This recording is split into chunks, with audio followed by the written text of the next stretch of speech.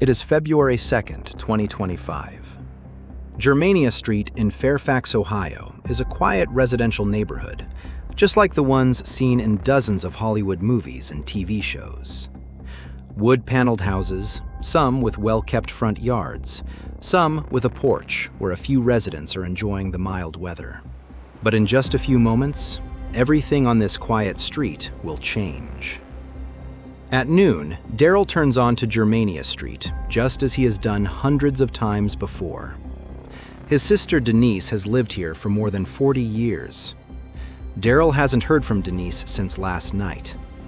Since she isn't answering her cell phone either, he's decided to just stop by her house. As soon as he pulls into the driveway, he realizes that something is wrong. The front door is ajar. He knocks on the door, which swings open immediately. So Daryl goes inside and finds his sister brutally murdered in her home.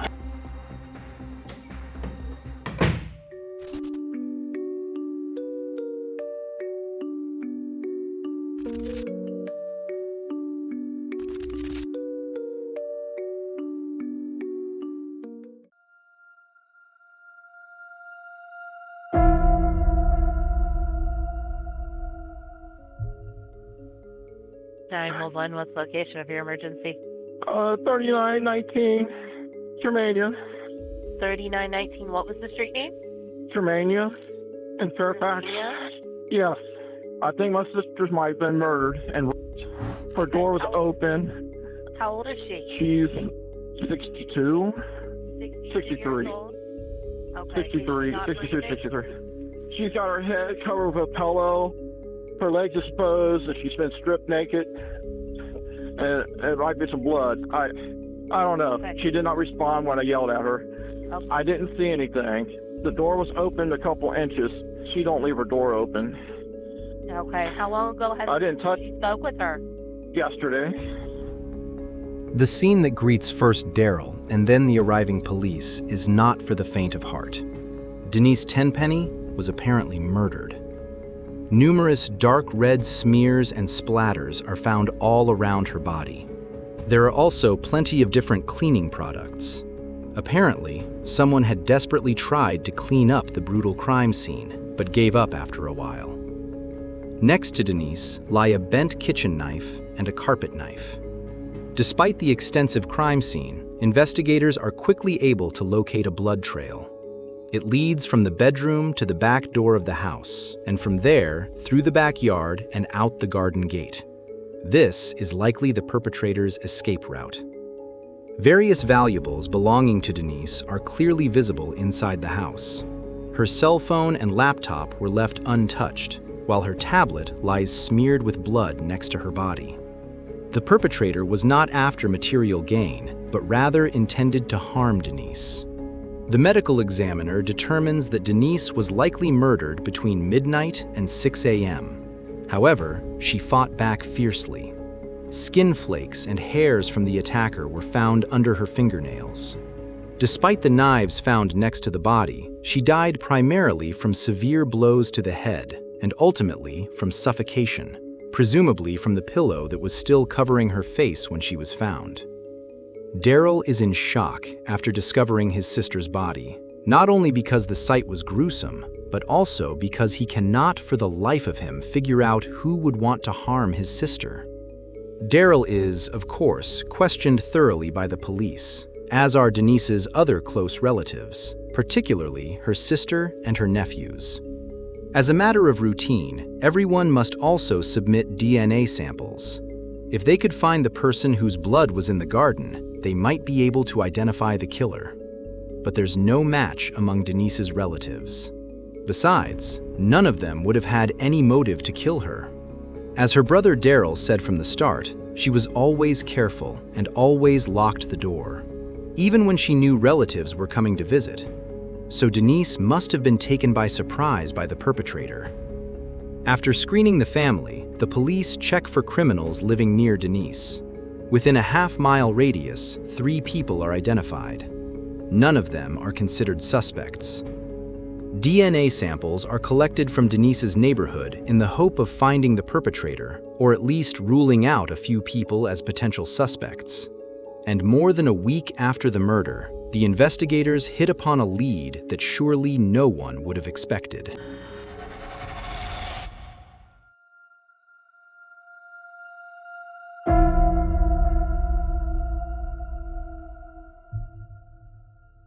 At noon on February 12th, the police officers are back on Germania Street.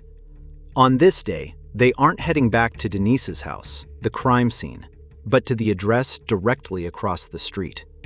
There, they encounter a mother and her two sons, the twins, Hunter and Levi. The boys are 13 years old. The cops had already been there a few days earlier to conduct a routine interview with the three of them and collect their DNA samples. The investigators probably didn't expect to have to return here so soon, and at least 2 residents of the house are likely to be surprised by the police visit. So, Are all 3 of you here? are all three of you here? Yeah. Louis? You got Do I Sam? need to be nervous? It's making me feel nervous. Sam, relax. You're okay. You're good, yeah? You want to take a seat Yeah. somewhere? Okay. It's okay. The 2 police officers ask the whole family to come with them to the police station, both boys and their mother, Rebecca. They say it's just a routine interview. Rebecca, as the mother, is particularly visibly flustered by the situation.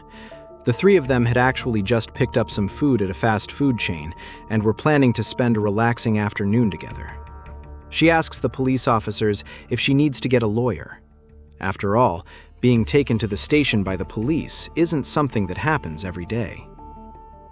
Everything will be explained at the station, the police officers say. At the police station, the 3 are separated from one another. While their mother, Rebecca, has to wait in the hallway, the twins, Hunter and Levi, are each taken into separate interrogation rooms. Rebecca keeps asking what's going on and why the boys are being questioned. Now she's not just asking for a lawyer, she's insisting that one be brought in before her sons have to do or say anything. However, she can't contact a lawyer at all because the officers have confiscated her cell phone, so she has to wait in the hallway until the boy's father, from whom she's separated, arrives. When asked, Rebecca is told that she and her sons can leave the police station at any time.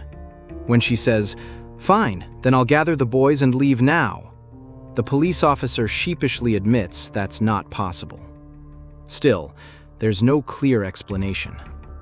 The fact that Rebecca and her sons find themselves in an extraordinary situation affects not only the 3 of them, but also the police officers. Because what hasn't been revealed yet is this. Not only was a DNA match from one of the twins found at the crime scene, but a wristwatch belonging to one of the 2 teenagers was also found directly beneath Denise Tenpenny's body. This means that one of Rebecca's sons is a brutal murderer at the age of just 13. Meanwhile, the police officers are doing their best to get information out of Hunter and Levi, even though no lawyer is present. The boys were allowed to bring their fast food to the station and eat it during the questioning. This is the police's way of trying to create a relaxed atmosphere so that, ideally, the twins won't even realize they're being interrogated. Because even though there was a DNA match, the lab was unable to determine beyond a doubt at short notice which twin the perpetrator's DNA came from. So, between fries and chicken wings, the police are now trying to figure out which of the 2 teenagers might be capable of such a serious crime. Even though suspicion arises quickly, Hunter was already much more talkative than his twin brother the day before, a fact that's becoming clear once again. Levi talks a lot too, but his statements mostly revolve around trivial details that he explains repeatedly. It's as if he wants to make sure the police understand exactly that any unusual marks on him, of course, have nothing to do with Denise's murder. For example, there are scratches on Levi's face. He must realize that the cops will notice this, especially since Denise fought back fiercely against her attacker, and there were even skin flakes under her fingernails. A scratched face is, of course, a clear red flag. However, Levi immediately has an excuse ready that, coincidentally, also fits exactly within the time frame in which Denise was presumably murdered, namely, the night of February 1st to 2nd, between midnight and 6 a.m. That's exactly when Levi was rudely woken up by his cat, he explains. I don't know, I think at like 2:30 maybe? In the morning? Yeah, 2:30 in the morning, or 2, I'm not sure, in that time area. My cat had randomly woke me up with all the lights off, like sitting on my neck. He started scratching my face, and first he started scratching like my arms, because I was like trying to like get him off of me, because I didn't know what was going on. And then I just spent like, I don't know, like 3 hours maybe, or a long time, trying to like fix myself up. Again, to give more context, fixing myself up, the reason why I didn't like help or ask my mom or my brother or wake them up is because we were literally just about to do photos that day. Levi describes how he spent the entire early morning showering and treating his scratches. After about 3 hours, he began to cry from exhaustion and despair. His mother woke up because of this. She then drove her son to the hospital. Levi really wasn't exaggerating on that point. The scratches were quite severe. Some even required stitches. Days before this interrogation, his mother, Rebecca, had essentially told the same story, that her son Levi had been distraught after the cat's attack, and that there had also been so much commotion in the house across the street because Denise had been found dead there. To ensure that Levi, in his fragile state, wouldn't have to be near the cat or a crime scene, she took him to the boy's father's house, where he was supposed to relax for a few days. In doing so, she unwittingly played into her son's hands as the perpetrator, because when the police made their first round of inquiries in the neighborhood, Levi wasn't there. Over the course of the interrogation, however, the investigators became increasingly certain that he was the perpetrator. Do you know what DNA is? You ever heard of it? I've heard of it. Okay. So we're trying to figure out, and I want you to help me explain this, okay, why your blood would be in Denise's house. That's what we're trying to figure out. Well, I'm not sure, because, I don't know, like, how is it my blood? Like, That's what we're trying to find out. because I don't know why it would be in my house. I mean, her house. What Levi doesn't know, while he's still being questioned, is that his family has already learned that the 13-year-old is a murderer. While Levi is initially confronted only with his own bloodstains, Hunter is already shown the wristwatch that was found next to Denise's body. Hunter immediately identifies it as his twin brother's watch. At first, he reacts with anger and disbelief. He even tries to defend Levi and insists that he would never do such a thing. But little by little, it dawns on him that the matter is clear-cut. The parents are also informed in the hallway of the police station about the discovery of Levi's watch near the body. While still at the scene, both Hunter and his mother Rebecca break down. Even though Levi hasn't confessed yet, the case is crystal clear. But the motive remains unclear.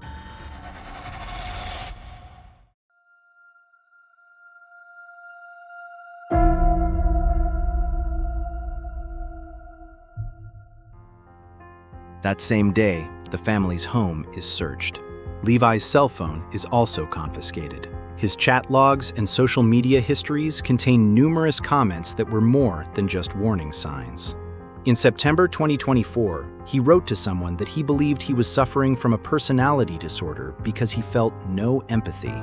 He had always enjoyed hurting animals and had even killed animals himself with a knife.